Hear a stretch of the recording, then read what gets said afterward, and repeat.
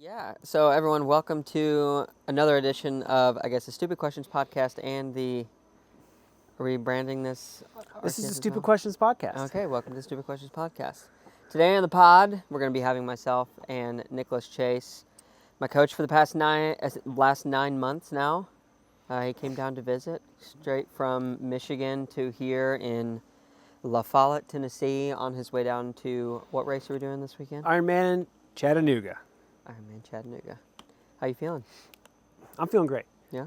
It's been nice to be here with you because how often do we ever get time to just hang out one-on-one in kind of in the middle of nowhere-ish? I mean, we're still have to drive to Walmart 30 minutes or so. So we're Yeah. kind of out, you're out there. Yeah. But the swimming around here has been exceptional. As you As can you see can see. behind us, we've got a beautiful backdrop. We're swimming in that pretty much, I think we swam every day. Has there been Yeah. a day we didn't swim? The only day I didn't swim, I paddleboarded instead, was Saturday. But yeah, I think Yeah. you've swam every day. Every day, trying to get that open water feel. But yeah, it's been exceptional. Seth put this together.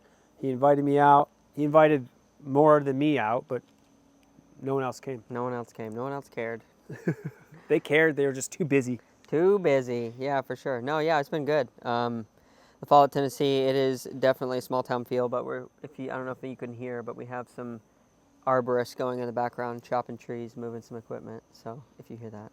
If you hear that, we're sorry. Yeah. So, Nick, what do you think of this part of Tennessee so far, other than obviously where you've been here? I've never been in this part of Tennessee. I've been to Chattanooga. I've driven from wherever, like North Carolina to Chattanooga. So I've gotten to see a lot of the winding roads and how Yeah. pretty it is. But I've never been here, and I can't believe how it's a hidden gem. Yeah. Yeah, it's a really beautiful area. I really lucked out. So this is actually my family's lake house. When I say my family, it's my in-laws. But yeah, it's been really a cool opportunity just to have you out and get to know you a little bit more. And yeah, I mean, I had asked you, have you ever spent like a week with somebody that you haven't physically met for the first time in person? And you're like, yeah, I do it all the time. It's a totally new experience for me. So it's been totally fun though. Yeah. I'm pretty easy to get along with after the years of traveling and having to deal with carting my ass and all my stuff around. So and the military just shows you've got to live that way. So I think I've had a little bit more of a crash course into what it takes to integrate. But ultimately, I came here because 70.3 Michigan's a home state race, and then my parents agreed. I never get to see my parents, so my parents drove me down. It was awesome. I got to spend 7 hours in the car, and anytime we talked about religion or politics, my mom and I just started arguing. So Oh, really? that was nice. And then we were here, and now we're almost a weekend. When did I get here? You got here on Wednesday evening, and it is now Monday afternoon. So almost a week, Yeah. and just relentless hills. You can't run on anything flat. We've had to try to find some relatively not hilly stuff, but all in all, It's hard to come by. it's been good. Yeah, This for area sure. is great, and Tennessee is beautiful country. And this lake that is behind us is massive, and so much of it just doesn't have any homes on it. I'm Yeah. so impressed. Yeah. It's a good kept secret of this part of Tennessee. So let me ask you some questions here. Military, was that like your first legit quote unquote job, like post high school or college? Like this is what I'm going to be doing? I think so. I did some industrial roofing, Oh yeah, that's right. which was weird to say that I did that, but the money was so good. I was making $900 to $1,200 a week as Oh, really? What year was this? a 19-year-old. This was probably 2006 or something Okay, like so that. you were feeling maybe like I am 2005. the richest man in the world. So I was feeling great. Had a Jeep payment, had a cell phone payment, and that's pretty much it. Just living life. Yeah. Had a girlfriend, so had to have some fun here and there. Okay. And then the first place, that roofing company that I worked for, the first roof we put on was the pizza place that I previously worked at for 3 years. So it was really interesting how life works out that way. Yeah. Then I joined the military and was gone for 10 years active duty around Florida, traveling and going to Iraq a few times. And then, it was my first major, it's a corporate job at the end of the day. Yeah. Yeah. Who was your most favorite and unfavorite boss? Ooh. Well, one of my favorite bosses was my best man at my first wedding. His name's Trav. He's the one who got me into into triathlon. He would go out on these bike rides every day. He had this Cannondale Slice, and he'd have this Timex kit on. Oh, yeah. He was like legit. Oh, I was going to do Ironman stuff, no big deal. And then I was like just a puny kiteboard surfer, but I was still like a power lifter. I guess I wasn't puny, but either way, I was just like some little grom. I didn't have any credibility. Yeah. And so I traded some kiteboarding gear for this bike, and it was like this old Cannondale Slice from like 2001. It was old. And I was like, I got this bike, man. Can I go ride with you? And so he's like, yeah, we're going to go ride Suncoast Parkway on Saturday. It'll be a bunch of us who've just been doing the sport forever. So I was like, all right, I'll be there. I didn't have any clip-in pedals. I had like some Asics Nova Blast or something that was just massive. Mm-hmm. So I pedaled on, and I could not feel my area down there for a whole week. Oh, because the saddle just destroyed my ability to feel neurons firing down there. So I was real concerned. Nerves, yeah. I was real concerned, but then they're like, oh, you'll probably be all right. You killed the blood flow. You probably killed something down there, but it'll come back. Yeah. I haven't had any kids of my own, so maybe that was what did it. How long did it take, you say, for the feeling to come back? It took a whole week. Yeah, I've had that happen with one part of my groin, but only once, and that was years after. Yeah, it was like... That's scary, actually. You could have just been beating the crap out of my whole package, and I wouldn't have felt it for about 6 days straight. It was terrible. So who's your worst boss then? So he was my best boss. I kicked their ass to that ride, and then it turned out that was it. Since that moment, I've never stopped doing triathlon. Really? Crazy. Not unless I was sick. Yeah. Worst boss, probably all the other ones. Literally all of them. Yeah. I don't think I mean, the military, they take care of themselves. They want you to have a family atmosphere at work because you go to gatherings and you have parties and all you do is drink and hang out when you're not working. Yeah. So I think maybe my worst boss, quote unquote, would have been my pizza place job. Not the manager, but the owner. He'd always come in like all coked out and just like freak out in the evening. Actually. You guys are just fucking up my business. Like, what is this? Like, he'd just come in and yell at us every night. Like, and we were like, sorry, dude. Like, sorry, Rod. And my dad was a police officer in Grand Blanc where I grew up. And he's like, oh yeah, Rod, he came over, he got arrested for cocaine. So that's insane. He was a bad boss. Yeah, good grief. Wow. So you jumped into triathlon for the first time after meeting this guy, your best man, Trav. Travel. His name's Traveler. Traveler. Yeah. Oh, really? Yeah. Oh, what an interesting name. Yeah. That's interesting. Oh, Traveler. Cool. So hold on real fast before you please. get anywhere. Yeah. In true fashion of anything I've ever tried to do outside, within 10 minutes, there's a leaf blower. Yeah. I've tried to do this my entire life of creating content, and the leaf blower is the #1 ruiner, and they don't stop. Yeah. They just give her a break every 30 seconds. Crank it up again. Oh, no. Nope, there's a leaf over there. Is it picked that up pretty good, you think? We'll find out. Yeah, we will find out. And then the squirrels that are obviously very angry in the tree right now. This is ridiculous. So triathlon for the first time, you jumped in. I just have to ask, though, about the first bike ride. Aside from your package becoming useless to you and feeling insensibility, did you have any, like, oh, man, this is, like, a really hard thing? Or were you pretty darn fit? You didn't struggle, like, keeping on wheels or any of that? I don't remember.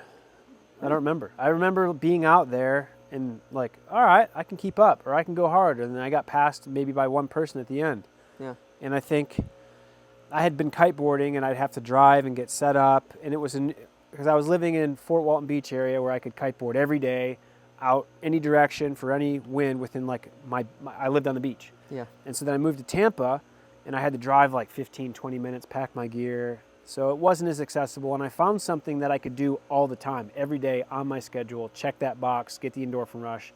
And so that's why I took on to this sport, because it was just a daily self-indulgent satisfaction. I made myself better so I can make everything else exist in my world. Yeah. Has your relationship changed with the sport throughout that journey from the beginning to where we are now? I think I have totally immersed myself into this sport, the culture, the types of personalities. I think I've been living this sport every single day since probably those first few years. I don't know. I think if anything, I understand like the giant ecosystem, why we do it, like the psychology, the physical gains, the lifestyle benefits. To me, it's not just a sport. It's not just what I want to go do as a race. It's like it's a life journey that hits reset every time you get a new chance to race somewhere cool or figure out something to work on. It's a never-ending growth opportunity in this sport. Yeah. So, as you have grown in this sport, you obviously haven't always been doing RTS. You've had your share of experiences where you got to experience other teams, what they were about, what they were not about. You figure out what you liked, what you didn't like.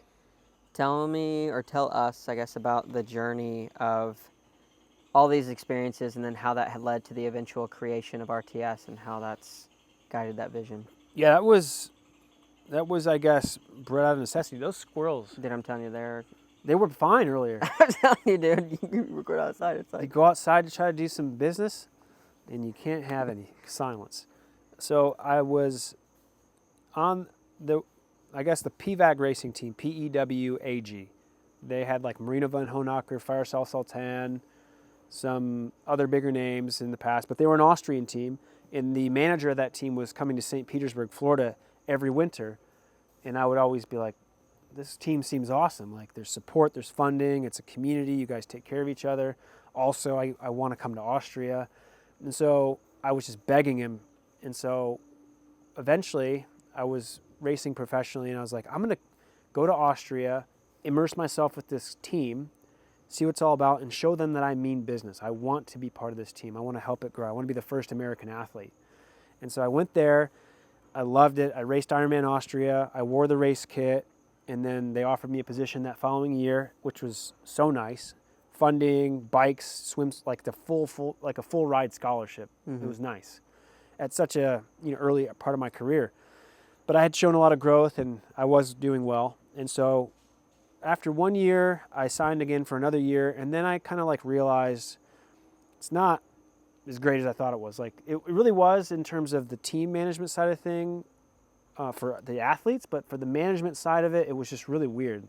I had signed with the guy who, it was a manager, and he was like also my agent and my coach.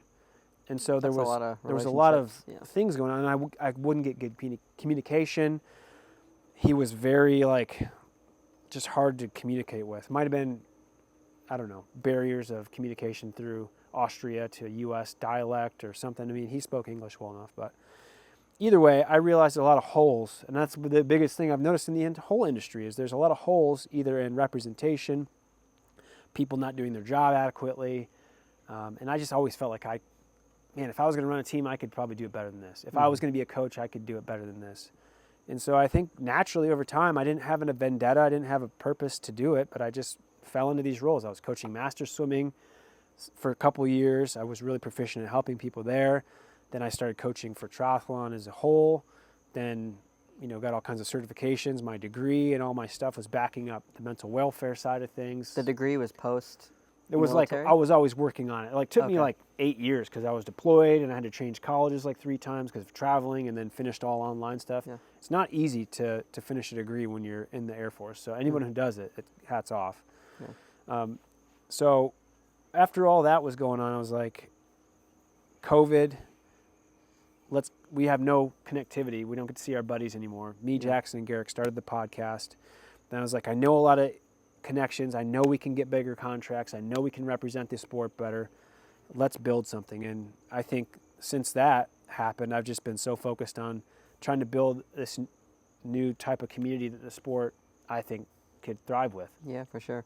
So what are some of the things you have learned about yourself throughout this, especially starting RTS, like things you are good at, things maybe you're not as good at that you're trying to like find help in other areas? Yeah, I'm a good startup guy. Like I have a hard time sometimes in the meat of it, and sometimes I'm a good finisher.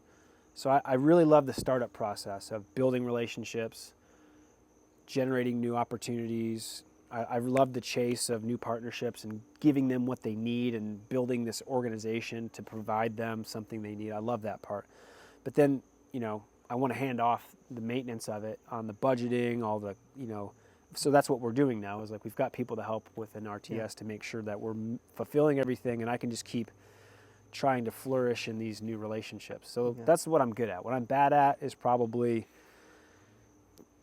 overgeneralizing what I am doing at any given time to where I'm not really exceptional at one thing. That's kind of been what I've always been like. I've been really, Jack of all trades, master of been some. really good at things until I start taking them too seriously, and then I kind of try too hard, and then I make it kind of crappy. Like with pool or darts. When you really, like, when I've had a couple beers and just throwing darts, I'm real good at darts. When I'm playing pool and I'm just having fun, I'm real good at pool. But once the stakes are high and I'm really focused and I'm second guessing, I screw it up. So if I go off my gut, if I just go with the flow, I do way better. So I've learned that about myself. So how has that worked as being a professional in the sport? It's been ebbs and flows. Like, I was on a really good upswing until probably after COVID. I changed my lifestyle with a new relationship, left a marriage behind, started integrating with kids. I've had 2 coaches since then, tried new training protocols. And now I think that those were all lessons learned, all things that I can now take in as a coach, as a mentor to others, to help them understand why or what or how. Yeah. So it didn't help my career as much. It took a lot of my charisma away from being a competitor, but I think I still have a couple more years, at least at full distance, to be part of the conversation. Yeah, for sure. So I want to share 2 things that you've said to me over the course of this weekend that have been impactful, and then I'm going to ask a question. It's kind of a follow-up to those. So first of all, you said when we were on a bike ride not too long ago, because I was inquiring from your perspective, what are maybe some of my weaknesses or how I go about just attacking life and doing things, and you said something that hit home for me, which was that you have noticed that I can tend to devalue something because after I kind of dive into it, I can realize that it doesn't hold maybe necessarily the standard or level of organization that I would like. So then I can kind of devalue it, and I tend to write it off, which I would say is true, even though that stung a little bit. So that was pretty introspective, good piece of information. And then the second thing was you said, I was just sharing a little bit of something like a mental struggle that I had, and you said like, oh yeah, when something like that comes up, that you recognize the trigger and you have a protocol in place, and then you execute that protocol more or less. So those are pretty introspective things. I would say the protocol thing maybe comes from the military background, but I guess my question for you is, when you come upon those types of hard or difficult things and you recognize those triggers, are the protocols things that you have already developed in the past that do you like actually write these down, or you just take a mental note of like, okay, this is what I'm going to do, boom, boom, boom, and then you execute it? Like, how did you come about, I guess, these being able to do that? I think generally, because I think it's a general question about how I process and handle stress or conflicts, right? Yeah. I think over time and having enough experiences, and I think that's the biggest thing that's given me this gut instinct, and I think I listen to my gut more than anything, and I kind of just take things as they are at the moment I see them, and I just quickly do a logical assessment, and I take the emotion out of it, which is probably something that is hard for most everyone to do, but for me, the emotional compartmentalization versus the logic, there's always like a couple of paths. And so maybe I'll bring the emotion in later. But I think for me, learning those tasks, it's been because of stress management through the military, just being thrown into every type of situation, like whether it was Hurricane Katrina and then spending a whole month doing humanitarian service, walking 8 miles a day, saving people's lives, pulling, whatever it is, or going to Iraq and having to deal with separation anxiety to the most, like I was crying on the first 4 hours of our flight, just felt so lost and alone. Like, I've always been in positions, and I've put myself in positions instinctively, not thinking about the causes or what's going to happen, but then really organically feeling them and having to work through the suck of it. So I think I've never been afraid of the hard work that it's going to take to get through something that sucks. I don't think about how I feel about it, and I just get it done. So I think that's how I can identify the trigger, to be like, well, I know I feel this way because I've made a decision about how I should be feeling, and sometimes you have to throw that away. Same thing with, like, I bike the same routes, and they get mundane and they get lame, but then one time I did like a mushroom trip, and then I was like, these routes are awesome. Like, I can't believe I was so like focused on one aspect of this thing that was holding me back from having a great time every time. Yeah. And so it just takes some rewiring and being aware. Like, I have always had a high level of awareness of how I'm impacting others, or how my driving is impacting you, or how my wandering around and causing you problems in a line. Like, those little things I just pay attention to. So maybe that helps. Where does the level of self-awareness that you have, how have you garnered it over time? Is it something that you've noticed that has just come upon you naturally, part of nature? Like, have you ever thought about that? I don't know, honestly, where that comes from.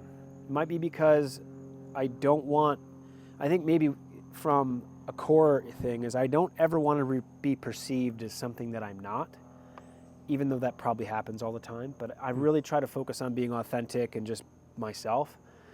And I think that is something I fear. I don't want to be perceived as something that I'm not, or not be reliable, not uphold my word. And so I think that's why I'm always aware of, like, did I tell somebody I was going to do that? Like, if I say I'm going to do something and be somewhere or grow something, like that, there's a lot of responsibility within the RTS ecosystem. Sure. I've told these athletes I'm going to pay them every quarter this rough estimate of cash that I've had to earn based off their merit in this team. And so I have to come complete on that. If I mess that up, like, credibility's gone. So I think those levels of pressures and have always just kept me honest. Yeah. Have you ever come to a place where it was hard to make those payments? It's always hard to make those payments because I have to plan invoices based off of bonuses, based off of, like, a big overall budget that I've planned for the year. But then also I have to pay for this, and this. And how do we generate our own income as a team? Because we're not like a funded team by one entity like most all teams are. And so, Like one primary source? yeah, of we funding? don't have like an agenda. We're not like, for example, when Timex was like a watch company, or BMC, like they're a bike company.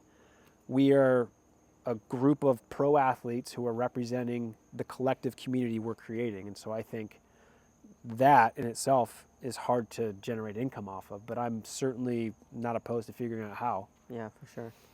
So in the landscape of professional teams, they're starting to pop up a little bit more. And I think RTS stands for something obviously unique with the vision that you've been casting. How does that make you feel when you see more of them pop up? Like, do you see that as a source of competition? Do you see that as, oh, that's good for the sport? I'm sure it's a little mixed feelings, but... It is mixed. I think deep down, it's easy to be critical of things you don't fully understand, and that's the usual first thing you do. If you don't understand, you fear or you criticize or you just downplay. Their shit smells different than mine.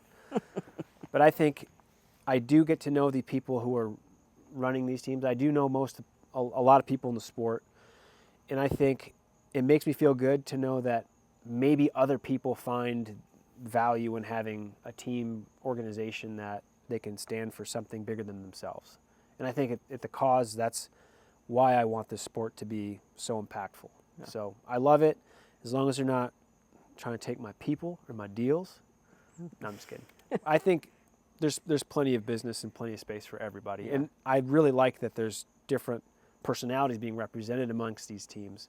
Because before, even when I was in the PVAG racing team, like, you don't have a personality, an identity. You are that green tri-suit. That's it. Yeah, but I want, like pro cycling. Yeah, I want my athletes to have an identity on the RTS pro side. Yeah.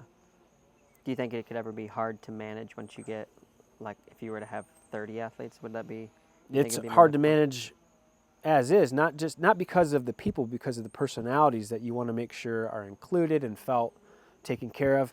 The one thing that I know as a team owner manager is, and this is what I want to do better at, is if you make people feel good about what they're doing, ask them how they are, be very human, get into the weeds on psychological issues, provide some TLC for maintenance and massage, like what a cycling team does. Like, triathletes will love you. Yeah. That's what the feed's doing. They're not doing anything different besides sending videographers, giving a really curated experience for those who are working for them. And that's what I want to create once I get more funding. Yeah. So, pretty serious question.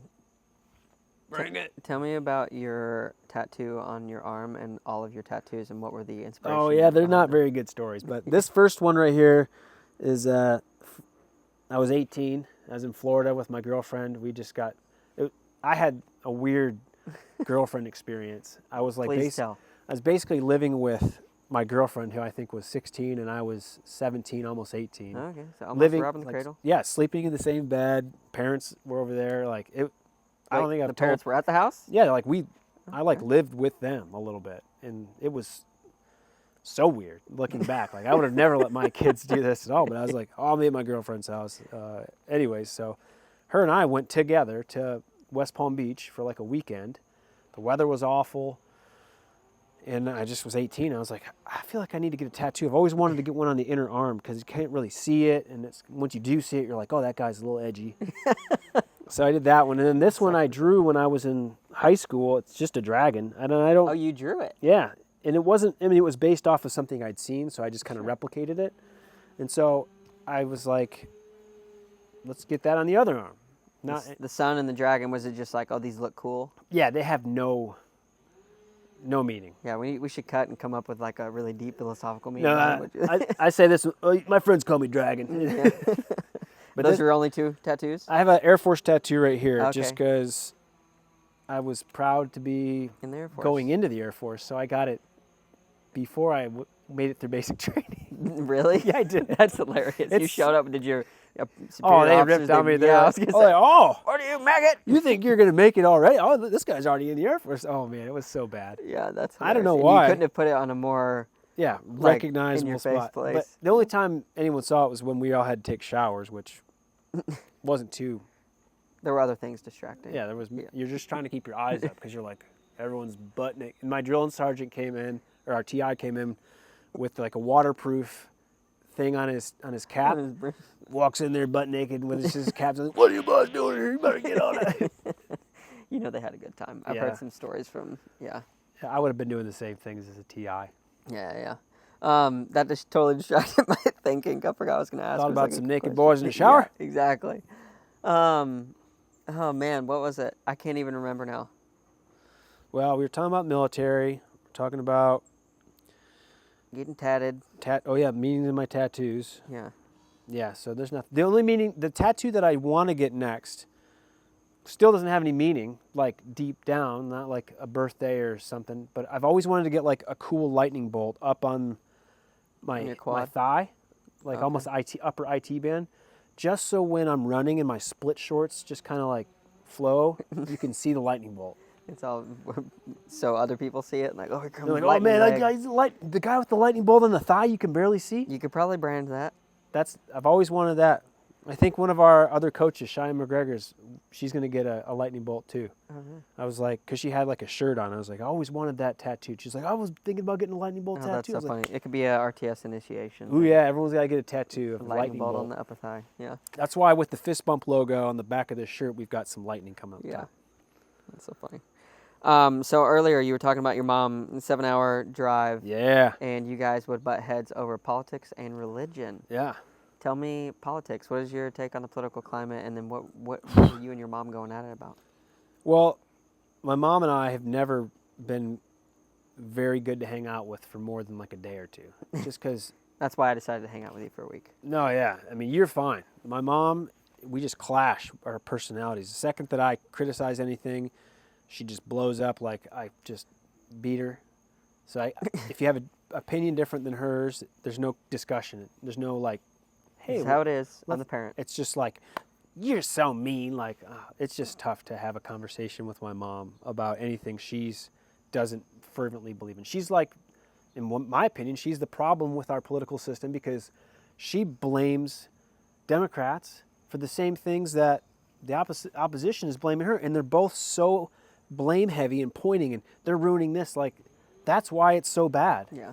She- Nobody takes ownership. Yeah, she is somebody who just eats up all the low-hanging X Twitter stuff, or like thinks that she's not a mainstream news follower, but she is like a conspiracy news follower, which some of it's true, I'm sure. But either way, it's hard to talk about. And then the religion thing too is like now she's back into finding, her place with God and everything like that. And I don't challenge. I just have questions. I'm like, well, what about this? And then I'm lighting a fire and Yeah. basically blowing up the house. Really. So that's why I don't discuss that with my mom. Yeah. So politics. What's your take on the everything going on? I'm sure that both political parties are owned by one massive amount of people who have all the money, and they're just like fear, Chaos. Now we chaos, can keep people control. fearful, keep them under wraps, keep the thumb on them. Yeah. I feel like we're just manipulated every day of our lives and Yeah. taxed on top of taxed, and we are allowed to have these freedoms, which is great. Yeah. But I think there's an extreme price to be paid somewhere, and Mm. it's scary because it's like, what's the next crisis that's going to bring us together? Yeah. That seems to be the only COVID, 9/11, real estate stuff, like anything that sucks and is terrible, everyone bands together. Yeah. Yeah. You have a quote. Oh yeah, crisis. Oh, I don't remember. Crisis precipitates Yeah, change. crisis precipitates change. And I think that can work in both directions for good change and bad change. Absolutely. So what would it take for you to precipitate change in your life where you'd say, I think I'm going to go live in the woods, or I think I might try to jump ship off this amazing country? I'll do that tomorrow. Yeah? I'll go take my family and we'll go live in Scandinavia, way in the mountains, and I'll learn how to chop wood and create some winter wonderland. Like Some winter wonderland. Do you think that if we were to, if thing hits the fan right now, me and you are stranded together, we got to go live in the woods, could you survive? yeah, I think I've Find some food? done Got some good enough skills? survival stuff to know that I could make it happen. I don't know if it'd be pretty. We'd probably be hungry for a while. Yeah, there's plenty of deer. I've watched Plenty of dogs, cats. I've watched about 8 seasons of Alone. Yeah, so you know how to get there. So what would be the first steps? What would we do? Oh man, first we have to make sure our shelter is secure. We'd have to Okay. build up, because other people are going to want this. Yeah. You got to protect what you have first, whether it's through physical means, traps, holes, moats. Moats. Well, we got 3/4 of a moat. Yeah, here. so we got to figure out how to protect what we have. Then we have to secure a source of food and water immediately. Usually the water part's, we got a lake here, so Yeah, that's we fine. can drink that. Just boil I mean, it. you might die because of your sinus situation. I'm fine today. My sinuses are fine. I think it was Michigan that messed me up. Okay. So once you get the hunting, trapping, foraging, which ones are going to yield the best, we'll probably fish a lot, probably smoke it, dry it. Fishing would be- We'll do some growth opportunity with some tomatoes, some greens in the summer. Turn this into like a Yeah, I acre I garden. really think we could do it. We'd probably have to buy some livestock Yeah. and start creating some chickens at least. yeah, get some eggs. Get some chickens, your and I eggs. think that's probably about it. I don't need to have any big animals, but Yeah. some small ones. So that's it, man. We're good. Yeah. We need weapons, though. Yeah, I was gonna ask, where are you gonna get? Because you said hold down the fort and protect. Like, where do you? We'll have to figure out a way to barter our way into some weapons, or we'll go drive up to Michigan and get some stuff and bring it back. I feel like if things hit the fan, ammunition and food would be the most expensive things immediately. Toilet paper, that's going to be the biggest thing. That's Just what like, it was during like COVID. COVID. Yeah, that's absolutely insane. Okay, so tell me about the religion side. What has your religious journey been, or spiritual journey over time? Because like you grew up, obviously your mom and dad at the time, it sounds like there was a little bit of Yeah, we weren't upbringing, went to church. we weren't a very religious family. I mean, my dad was for a while after they separated when I was 12. I was in a church band and played guitar and stuff, and that was fine. I had a great time. It was a good community. And then started seeing a lot of the hypocrisy, and felt like all the churches were doing were just like tithe. We need money. Meanwhile, pastors gold and looking real good. So overall, I think I've found my own level of spirituality, whether, it's hard for me to say one thing is possible, one thing is happening, one thing is predetermined. Yeah. I think I'm open to most every religious viewpoint as a possibility. And so I think I just feel like I want to take care of people, take care of loved ones, and the religious aspect of it isn't something that detracts from anything. I think if anything, it just adds value. And I love that it builds a community, sets some morals fibers, but the whole history of religion just kind of gets a little bit battered. Yeah, interesting. So what, I was going to ask what you've learned, but you kind of just told me what you've learned, so that question doesn't really hold much weight anymore. I've learned a lot. Yeah? Yeah, I've learned that everything's possible. Anything, you should be open to most anything. I mean, why do we have to be so convicted to say that we know based off of just a feeling? Like, feelings can be misinterpreted. Convictions can be misinterpreted. Exactly. Like, anything's possible. Like, why do we feel like we have to know everything is my main concern. So your gut, I'm very similar, and I operate probably 90% of the time off of my gut. Business, I mean, any facet of life. Do you distinguish a difference between gut and conscience? I think I can tell a difference. Yeah. Yeah. Because normally the gut is the first thing I just go with or feel, and then consciously I will, I know this probably, even though the gut instinct is, usually those are more like what? Related to something like a sexual urge. Yeah. Those are things that are more like gut animistic. instinct. Yeah, like you want, but then consciously you're like, no, we don't need to do that. Yeah. So yeah, you can define those things pretty well. Yeah, for sure. Yeah, that's interesting. I haven't thought about it in that way. Nice, dude. That's it? I don't know. I was going to say, do you have any questions that you'd want to ask me? No, but that hose in the background, I just want I know. We've got chainsaw, we got some dude chopping wood, leaf blower, now we got some water. Dude, just those little things. We can't ever have anybody else support our goals except for us. Yeah. Seth, I think like you invested a lot of your time and energy into this sport through this podcast. Why? It's a good question. The reason I started the podcast, I've started several podcasts, and they've usually been centered around past businesses. One was like a senior living business where we were creating more or less like a very glorified CRM so that these senior living communities could run all their ads and do everything that they wanted to do themselves. So we had a podcast around that, and I realized like, I really enjoy interviewing people, but the content was about as dry as you can imagine it would be.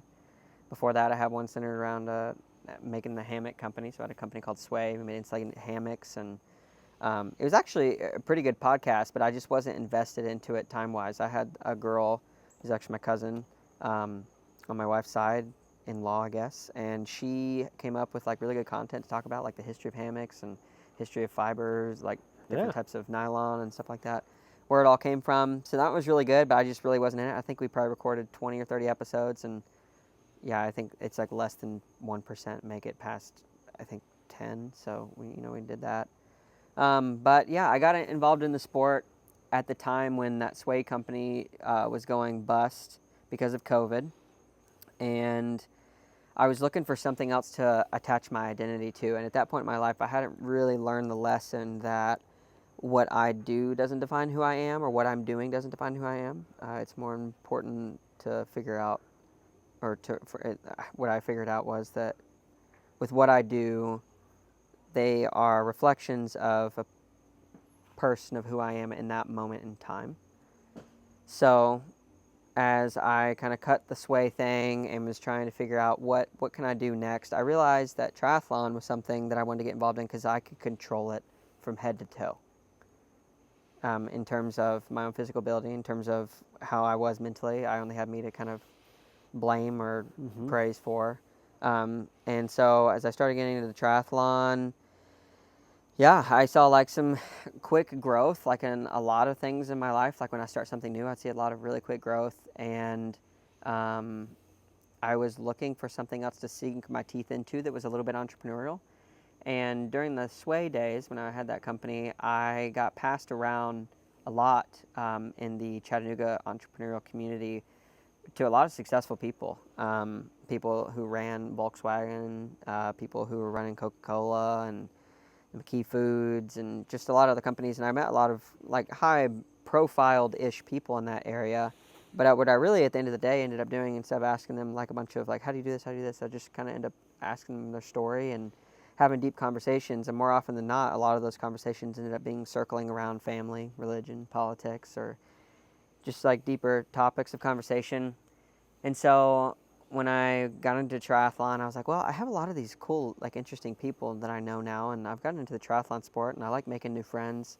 So maybe I could just, try to invite them on a podcast, call it Stupid Questions. So it's not at all, Serious. yeah, not at all serious, not at all like Even though you ask some intimidating. very serious Yeah, I questions. do. So it's kind of a little tongue in cheek because I wanted people to feel like, oh, this isn't going to take much effort, and then bring them in and ask them those And make questions. them cry. And yeah, we've had some crying episodes. Yeah, so I started that, and I've just fallen in love with it, not because it's something that I think will necessarily ever like be what I used to want to have, which is like I want to be the founder CEO of this company. We're gonna have 5,000 employees, and I'm gonna change lots of lives. It's really just now giving a platform, I think, for a lot of the different types of individuals, and hopefully portraying the best possible version and the truest version of who they are, like when they are, hopefully feel like they're being listened to. So I think a lot of the social media stuff that we've got going on, like it's good and it has its place, but at the end of the day, I think it's really tough to kind of figure out who that person is behind the camera when you only see them for a few minutes and then they're, laying themselves out to die on a race course. Like, you can learn a lot about an individual in that way, but not into the same depth. So yeah, I'm still trying to figure it out why I'm doing what I'm doing, to be honest. But I think it's because there's a lot to be learned from every triathlete, I think, on some level, mainly because it's the ultimate sport for anybody who wants to be in total control. And I think, like most people, they go to work, they're stuck in traffic, they're stuck on these hours, they're manipulated by employees, vendors, whatever. There's like a lot of things you can't do anything about in normal life. yeah, But when you identify as a triathlete, you're in charge of your schedule, you're in charge of your well-being, your race schedule, how you feel about it. And I think it just gives us a lot back of the things we've been pulled away from with technology and greed and lust. It brings us back to a lot of things that are core for existence. Yeah, no, 100%. And every guest that I've ever had on, with the exception now, because we're getting a little bigger, we're starting to get introductions to people like, hey, you should have this person on, and then I'll consider it. But I would say 95% of everyone has been just out of natural curiosity, personal curiosity, which I think affords me, the natural curiosity of sitting down with someone for an hour, hour and a half, and just asking questions about who they are. And man, I'm actually going to be releasing, I wrote a little article, which I need to share with you to see what you think of it. Ooh. But I had this kind of, how would I say, if you're saying epiphany? Yeah, but if you're saying it, I had a epiphany moment. I don't know. Yeah, we'll say epiphany moment. Yeah. You just said Epiphanic. you had an epiphany. I had an epiphany. Episode 91, I was recording with a guy named Nick from Tri-Rig, and he was unlike anyone I'd ever interviewed before in that I felt like, this is going to sound a little egotistical, but I felt like he understood exactly what I was thinking, what I was going for before I even got there. So I had to really be like up a notch. Yeah. And I was like, wow, this is really interesting. And it made me sweat a few times because I was like, oh my goodness, like, how am I going to do that? So I had to really focus on, Seth, listen, just listen. The questions will come, because that can be difficult times. Yes. But I had this epiphany moment where episode 91, I realized some internal things, like what I have, in the way that I ask questions and the things that I'm trying to learn about others. I think I've really been trying to learn something about myself. I think so too. Yeah. Please, do tell more. I think that's why we all want to ask questions, so we can learn from others about how to be better to ourselves. Like that's the ultimate human connection. So your exploration for all these, because I see all the guests and interviews, and I'm like, oh, I know them, and these are all great candidates to be on a show. Yeah. Because they all have a unique, cool story, viewpoint, and opinion that you can learn from, and then be like, what do I stand for? Yeah. And so I think we should always be redefining ourselves. Yeah. We should always be taking somebody else's perspective and thinking for 1 second, even if I don't agree with it, what if I was faced with those same circumstances? Because I think that's the biggest problem we have with social media is we just make immediate judgment, move on. Judgment, move on. We don't really absorb or humanize these things anymore. We just constantly pound the judgment on everybody. Yeah. Swipe. It's instantaneous. So what you're doing is connecting. Yeah, for sure, and it's a good thing. I think for hopefully everybody who does get to listen. But yeah, as I've asked a lot of these questions too, I found myself lost my train of thought again. I had something so good to say. It's because you weren't being present. I know I wasn't being present. Well, ultimately, I know what you're going to say. Yeah, please tell me. No, I don't. Okay. But it's probably more or less around the journey, the experience, you learning, you opening, and figuring out again why you are who you are, and making sense of the tragedies or greatnesses that have happened in your life. Yeah. Yeah, what I was going to say too, circled around that, is exactly what you said, but with just a little bit more detail.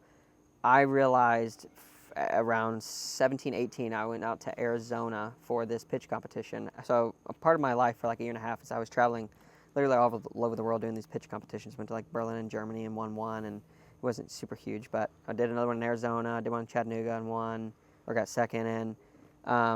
But as I was doing all of these jump arounds, I realized in myself that I totally forgot it again. You? This is unbelievable. I had it twice. I thought you had a podcast. I know. It was like, this is the most embarrassing thing ever. What was it? It had to do with me figuring out why I was asking. Oh, yes.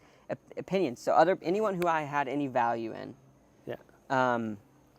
If they would say something that was contrary to my own internal belief, I would almost like in public, in the setting with them, agree with them. And one of my close mentors at the time, I was spending time with a lot of these people at these pinch competitions, and they were pretty successful people, and they were quite a few years older than me, so there was that dynamic. But they would have an opinion, I would say something, and then they would say something back, and I would like immediately change to kind of agree with the group. And they kind of laughed at me one time, one of the guys who I really looked up to, and he's like, Seth, like, you need to hold your opinion a little bit more tightly. And I was like, oh man, ouch. But yeah, like, he's probably totally right.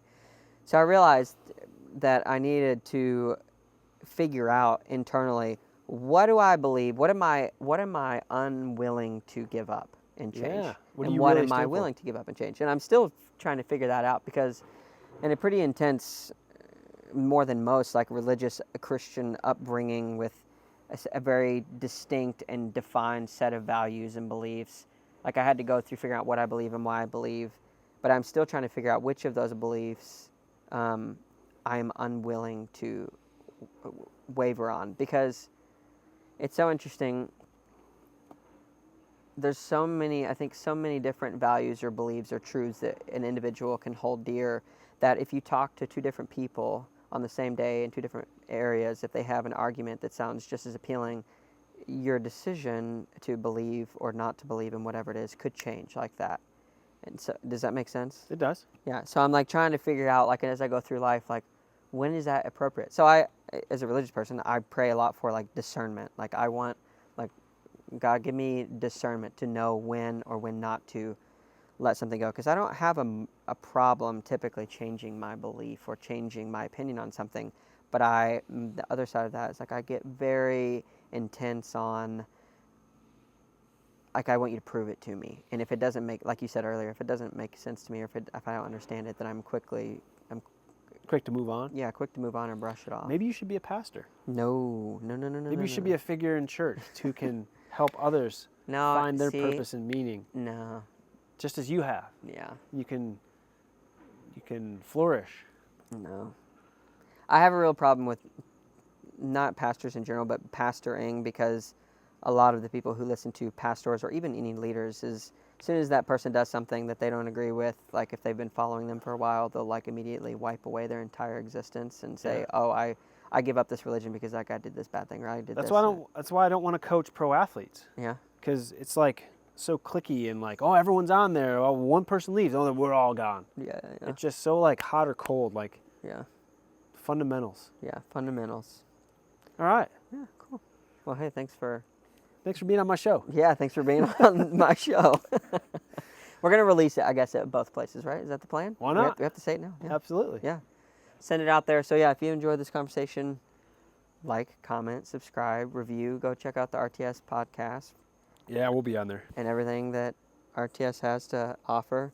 Please review the Stupid Questions podcast. I have to say that. I need to get better about asking that at the beginning of videos, actually. Yeah. So please go do that. Send a review. Send a statement of intent. A statement of intent. Yeah. I intend to listen to every episode. Comment, everyone. Yeah, and tithe to Stupid Questions. I do have actually one more question. You mentioned tithing. tell me the concept of what tithing meant to you in that context. Was it a percentage and then there was an offering on top of tithe? There's always an offering. But Yeah. tithing's like you pay your whatever percent to the church to be part of the church, to support the church. Yeah. And then they ask for more in the offering.